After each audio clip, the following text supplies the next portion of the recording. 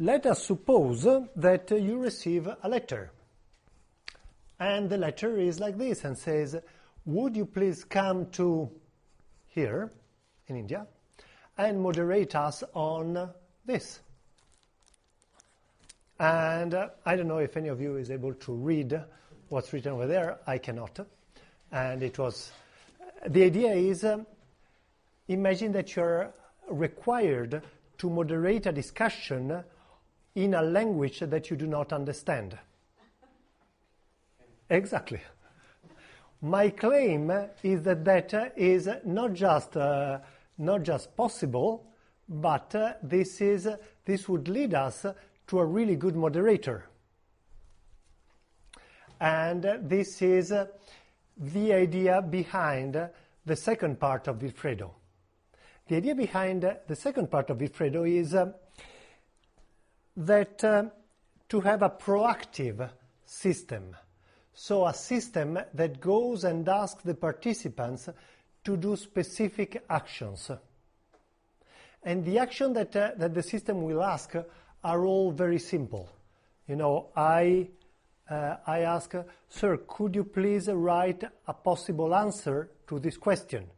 And I get the answer, and I said, sir, could you please evaluate this answer on a scale from 1 to 10? How much you like it? Then I say, could you please write your possible answer? Then I say, sir, could you please evaluate those two proposals and say which one would you prefer? Or are they the same proposal? And so on.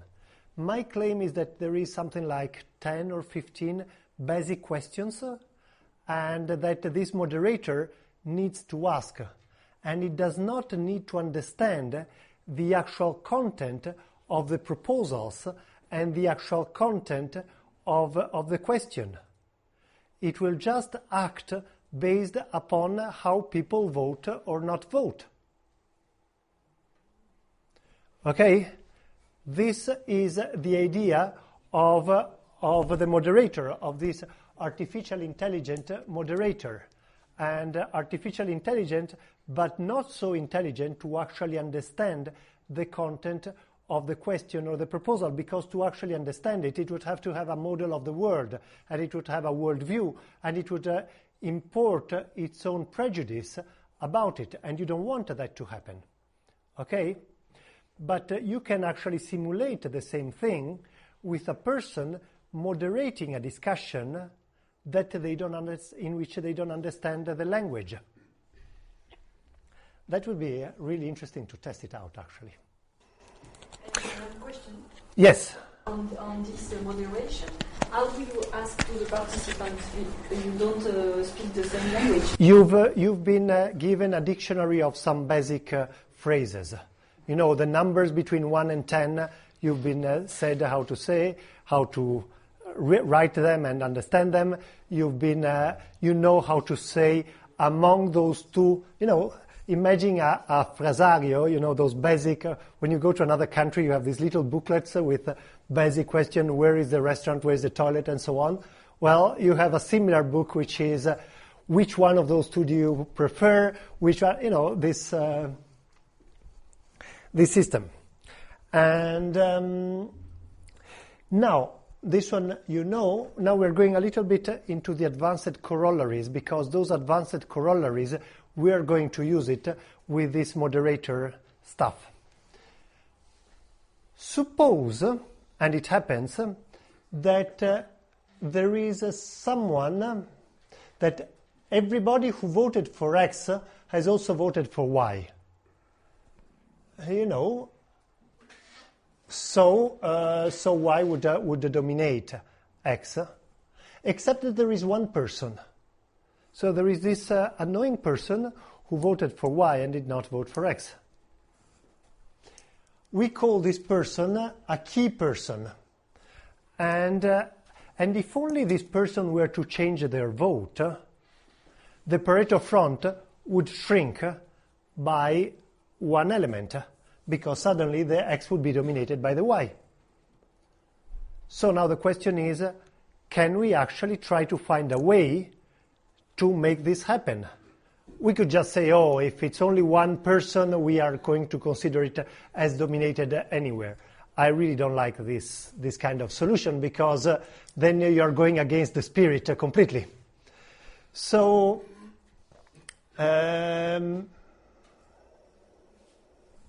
so one way to make the Pareto front smaller is if that person were voting for Y, or it would stop voting for X, or if he was to rewrite Y in a way that it is acceptable to him or her.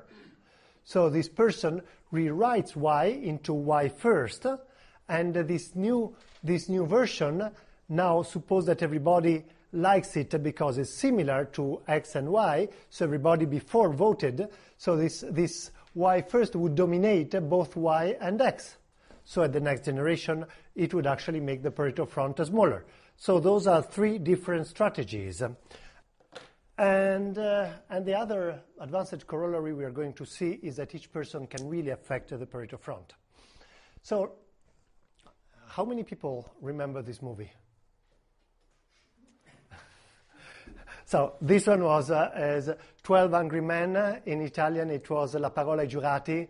Is this situation where 12 people are in a jury, and they all think that a person should be convicted except for one person. So that person refuses to vote like the other, and because you must have a consensus for that person to be convicted, they cannot go home. And then there is this whole movie, which is this long discussion until this person manages to convince them all. It's an amazing movie. A single person can significantly change the Pareto front. Let's look at this generation. If we look at this generation, we can look at the effect of each participant. So if each of those persons was not there, how would the Pareto front change? And for each person not being there, the Pareto front, if Ed was not in the Pareto front, 1301 would not have been in the Pareto front. And instead we would have had this other one, this other three proposal in the Pareto front. If JB, similar thing. If Ford, 1286 would instead not be in the Pareto front. So basically, each person is able to change the Pareto front. In normal voting, you don't have this amount of power in people. And the reason why is this is because in normal voting, you are just trying to find either a single solution or sometimes a list. Whereas here, you're trying to find a subset. And if you have 10 proposals, now you have 2 elevated to 10 possible subsets. And if you have 10 people, now you have those 10 people choosing collectively among those 1,024 possible solutions. So what we actually tried out, and it was a success, was to let people change their vote. So after people have voted, they would see the Pareto front, and then they could actually change their vote, and they could see how that would have actually changed the Pareto front. But also the other people were allowed to change the Pareto front. So basically you have this kind of continuous voting for a little bit of time until the Pareto front stabilizes. And there is a University of Padova, I think, that made some studies on this kind of continuous voting, and they found that if you just have plurality voting but you let people change their vote, you achieve a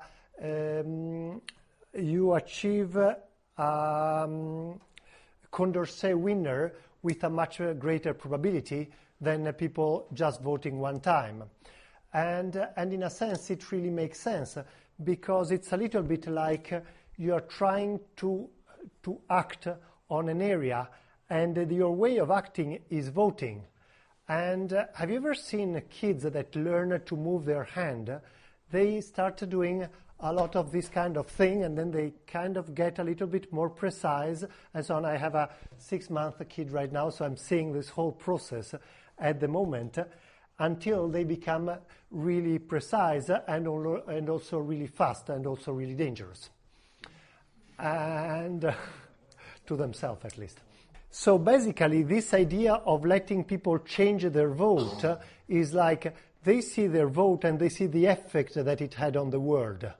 And then they are allowed to change it, and they see the effect until they find something that is acceptable. But then other people might also change it, and you keep on doing this until you find a Nash equilibrium, and nobody wants to change it anymore. Now let's look at the key players. Now we have this example on which we are going to work on, and we find Y and X. So Y does not dominate X, but it would dominate X if only, so GB555 voted for this one, but did not vote for this one. If only she voted for both, or did not vote for this one, then this proposal would be dominated by this one over there. So JB555 was a key player over here.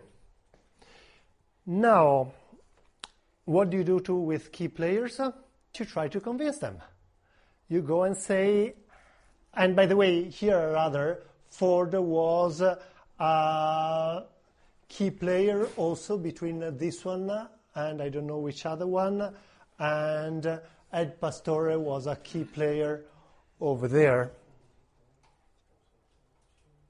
So, and if Ed stopped voting for this one, that would dominate. If Ford would start voting for this one, it would have been dominated. So this one could have been dominated by two different proposals. And so how it actually acts. We ask people and we say, could you consider voting for this proposal? So you've already voted.